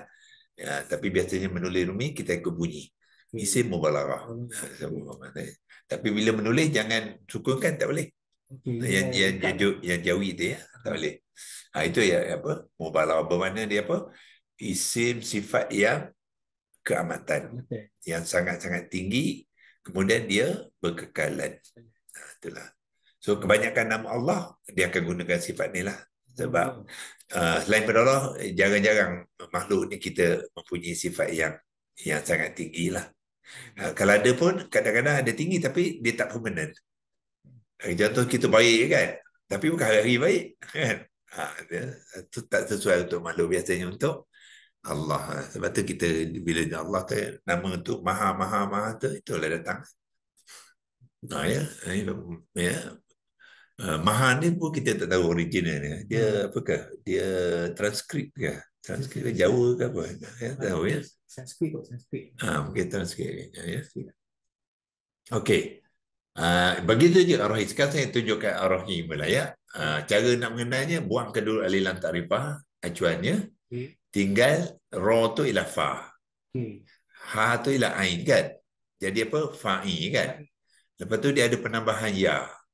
Ya tu ya mak yang tak titik itu, acuan dia ada ya jugalah. Dan akhir sekali huruf lam gantikan mim. Jadi fa'i original ialah dhammatain. Fa'ilun. Fa'ilun. Itu. Tapi sebab dia majrur di bawah kan. Tapi asal dia lah Fa'ilun bermakna original dia apa? Rahimun. Rahimin asalnya Rahimun. Rahimun tu ialah isim sifat mubalaghah yang mengambil acuan fa'ilun. Rahman itu adalah isim sifat mubalaghah yang mengambil acuan fa'lanu.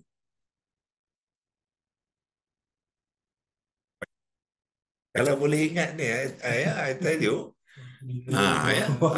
itu yang katakan kita nak apa ni, kita nak sahabat QHR kita nak ni bila dia membentang orang kata like a pro, tahu?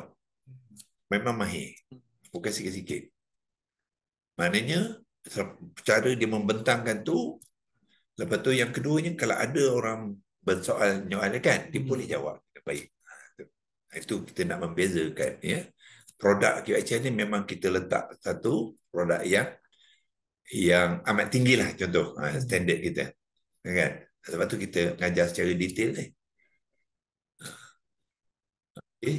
So bermakna sekarang ni bayangkan apa bila kita baca kita boleh rasakannya Allah nak, pertama Allah kata dengan nama Allah.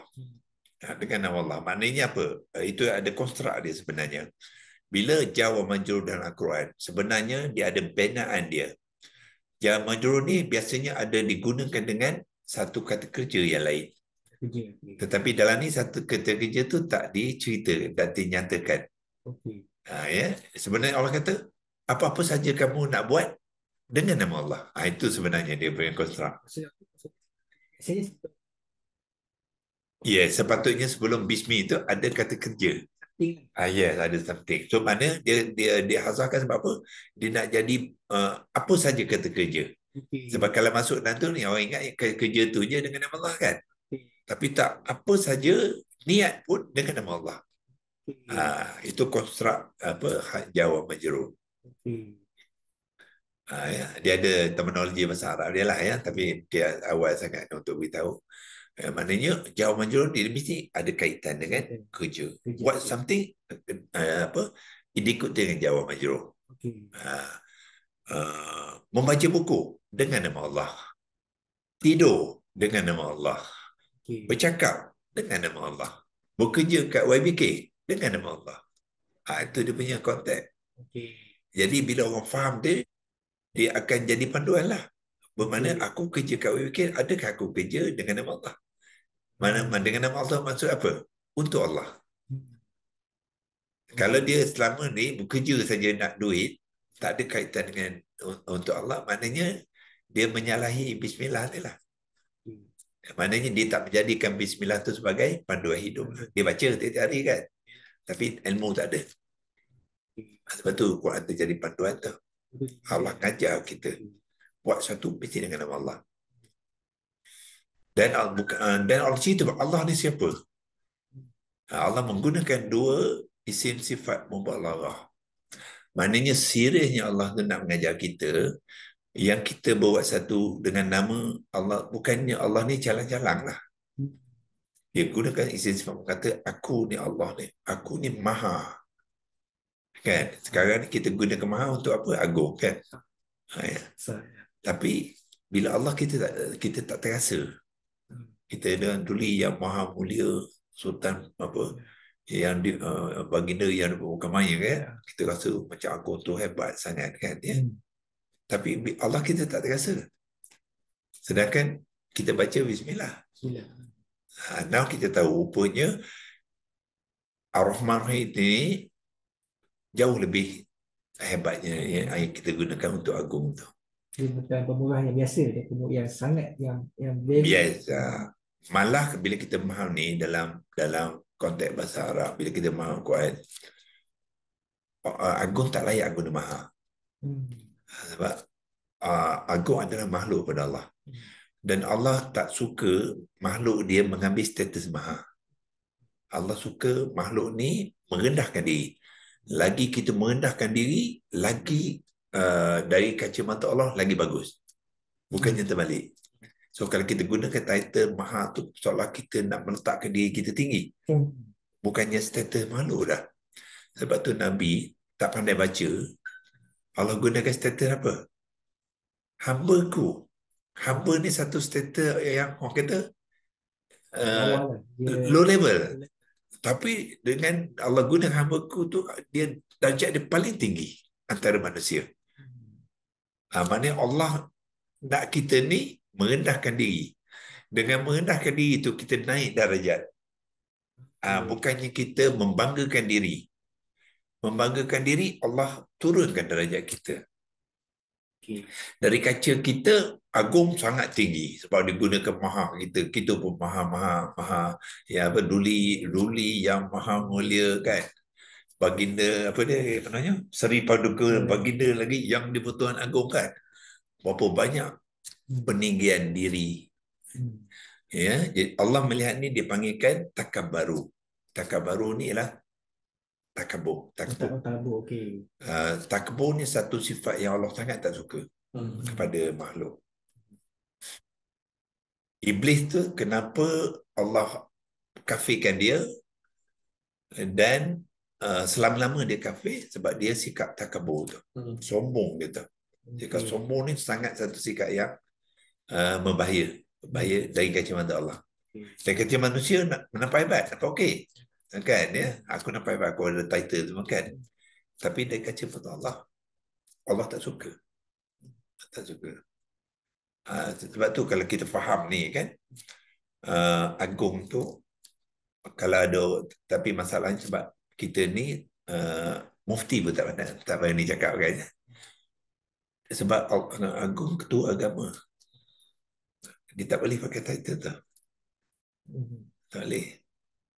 Tapi title tu digunakan untuk kita kaca mata manusia lah. Tapi kalau kita nak reflect kan, tak boleh pakai. Sebab sebagai ketua agama macam Nabi, ya, dia pakai title yang paling rendah iaitu hamba. Kan? Hamba, tahulah hamba kan ya. Title yang paling merendahkan ni, tapi darjat dari sisi Allah yang terbaik. Dari kacamata Allah, Nabi Muhammad tu ialah the best of mankind. Tak ada nak lawan dengan Biden ke, no way. Biden pun tak, ya, memang Trump kan, presiden mereka pun takkan sampai darjat dia. Dengan nama presidennya, dengan apa kan, President of the World ke whatever kan. Dengan title hamba Allah saja. Pesuruh Allah. Pesuruh tu title tugas lah, tapi status dia telah hamba. Masa tu ada pertikaian pula tu, time tu kata, tak salah saya. Yang tak tahu lah ni geng-geng Indonesia itu nanti yang Katolik tu. Dia orang dia kata tu lah antara sebab dia kata yang dia orang tak hormat Nabi tu, sebab title kan, betul. Ya. Sebab tu kita kena dah kalau betul benda tu, dia kata dia terlampau rendah lah, merendah tu lah. Betul. Hamba lah, sebab tu lah. kita apa-apa saja judgement ya, kena from the perspective of Quran dengan Allah. Sebab kalau macam tu dia bukan mengikut judgement perspektif Allah lah. Dia mengikut hawa dia, nafsu dia sendiri, pendapat dia sendiri. Bila sebut servant, dia kata low level. Sebab itu kacamata sendiri, pemikiran sendiri. Tak, kita tengok Allah. Ya. Alhamdulillahillazi anzala ala abdihi. Segala pujian bagi Allah yang telah menurunkan ke atas hamba-Nya. Kalau guna dalam Quran, abdihi itu. Itu hamba lah. Hamba lah. Hamba-Nya turunkan apa? Alkitab kan kepada hamba. Hamba, Allah guna Nabi Muhammad memang Allah punya. Tapi hamba dialah Habibullah, kekasih Allah. So siapa yang kata Kristian yang hebat apa tu? Adakah dia Habibullah, ada kekasih Allah? Masuk neraka bukan kasih lagi dah kan? Itu sebab dia pendapat dalam Quran banyak. Manusia ni rosak sebab dia tak ikut Al-Quran, dia ikut pendapat sendiri dan dia mereka-reka ciptaan ya, selain daripada Al-Quran. Sebab tu akhirnya kita kata nak mengatakan seorang tu betul ataupun baiknya mesti kacamata Quran. Bukannya kata mata lain pada Quran. Benchmark dia adalah Quran. Benchmark di Quran, yes. So orang Islam kena faham tu. Sebab kalau kita tak faham, kita akan terikut. Contoh tadi lah kan ya. Kalau kita tak ada ilmu Al-Quran, kita akan terikut. Sebab orang kafir ni memang hebat. Dia punya hujah kan. That's why apa kita orang tak hormat Nabi. Loh kata, dia hamba je. Kita ya presiden kan ya. So kau kita lagi hebat dia kata. Kita kalau tak demo kita terikutlah. Sebab tu yang pentingnya kita belajar Quran ni. Belajar tu dia bukan sikit-sikit tau. Dia kena holistik dengan simbiotik tau. Baru kita dapat rasa lah. Boleh dah, pukul 12 dia, kejap ya. Okey. Itu apa? Sama lah, kita terang insyaAllah. Ya. Okey dah, dapat faham lah. Okey. Permulaan ya. Jadi mana sekurang-kurangnya kita dapat rasa macam apa yang dimasukkan mahir dengan ayat-ayat Al-Quran. So pertama sekali mesti kita mengenal. Bila dah mengenal tu kita boleh menterjemahkannya. Menterjemah kalimah. Lepas tu boleh menterjemah keseluruhan ayat. So bila kita menterjemah sebab kita mengenal tadi, jadi kita akan dapat rasa apa yang sebenarnya Allah nak sampaikan kepada kita. Dia punya hikmah, dia punya iktibar. Ya, dia punya iktibar dia, hikmah dia tu kan. Kemudian kita akan tahu macam mana nak menggunakan dia dalam kehidupan lah. Maknanya bila kita dah memahami, mesti ada tindakan yang akan berlaku. Sebagai contoh dulu, Allah kata sebenarnya setiap dia suatu tu kita buat dengan nama Allah. So kita reflect lah, selama ni adakah kita buat dengan nama Allah? Mungkin tak, sekali-sekala saja. Sembahyang kita sebut lah, puasa kita sebut. Tapi kerja pejabat memang kalau buat survey, almost 90%, 100% tak ada dengan nama Allah. Sebab dia tujuan nak gaji kan, bukan tujuan untuk Allah. So Allah mengajar kita buat sesuatu mesti untuk Allah. Barulah dari kacamata Allah, Allah akan memberi penilaian. Ya. Bila Allah memberi penilaian sebab untuk Allah dia jadi ibadah. Sebab selaku semua perlakuan manusia ini sebenarnya boleh jadi ibadah ataupun tidak. Kalau dia jadi ibadah, dia dapat pahala walaupun bekerja. Walaupun dia pergi fotokopi kan. Tapi dia fotokopi dia dengan nama Allah. Dia jadi ibadah. Kalau tidak dia tak jadi ibadah, dia jadi kerja, dapatlah gaji. So ibadah ni sekadar sembahyang, puasa. Ya, bukan sembahyang saja. Apa yang kita buat, apa saja yang lakukan. Yang sembahyang, puasa itu dipanggil ibadah khusus. Tapi ada juga ibadat. Kita makan kan. Makan boleh jadi ibadah. Allah ajar kita supaya kita makan tu dengan nama Allah. Dah makan, kita ibadah. Kira ibadah kita dapat pahala. Ya, makan pun dapat pahala. Kita hebat komputer, ajar orang komputer kan. Tapi tak ada langsung connect dengan Allah. Kan, 2 jam. Tak dapat apa lah. Dapatlah gaji, dapatlah bayaran, dapatlah kan dari segi dunia kan. Tapi redha Allah tak dapat. Bukan kita ya, dia jadi ibadah. Ayalah. So mana kita boleh faham. Kalau kita faham Quran ni, orang Islam sebenarnya sangat beruntung. Apa dia buat, Allah akan bagi pahala dan ganjaran. Ya. Banding dengan orang kafir, walaupun besar mana pun dia buat, tak dapat apa. Sebab dia tidak melakukan dengan nama Allah. Dia mungkin derma 20 juta. Kan? Tapi dia menolak Allah. Allah tak ada nilai. Zero juga.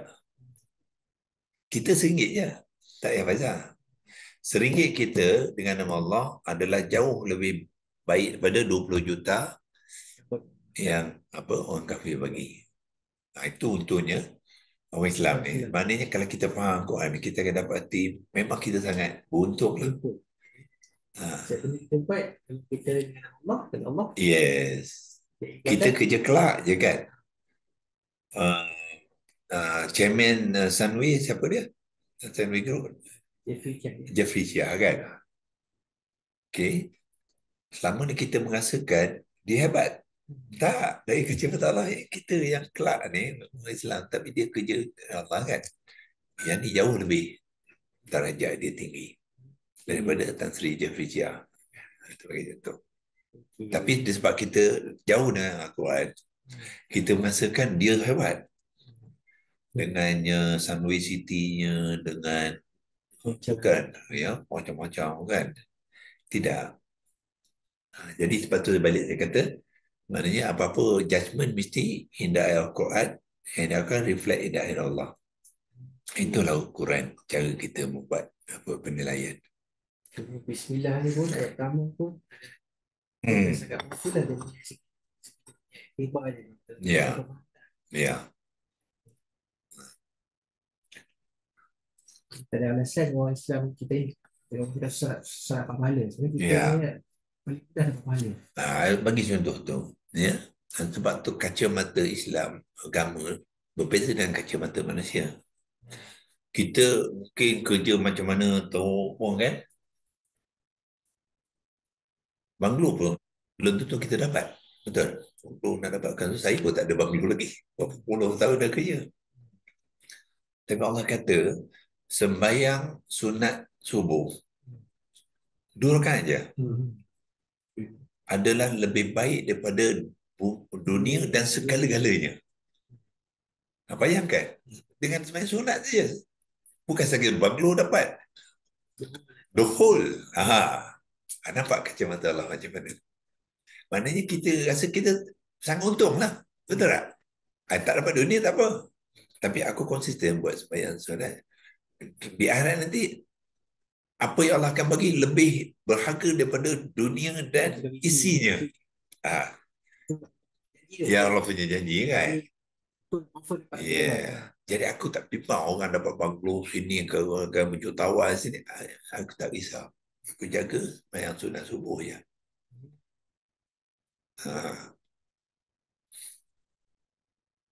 Itu Allah cakap, Tuhan cakap. Jadi confirm lah. Dia satu yang bisa cakap kan. Jadi itu buat. Allah tak mungkiri janji kan. Manusia kadang dia perjanjian ni tak jadi. Allah tak, definitely. So jaga sembahyang sunat subuh tu. Ya. Jangan risau kat dunia ni kita tak dapat banglo ke, tak dapat kereta hebat ke, tak ada. Di sana besok kita akan dapat tu. Lebih pada yang kita boleh tengok. Kan? Barakallahu al-azim ya.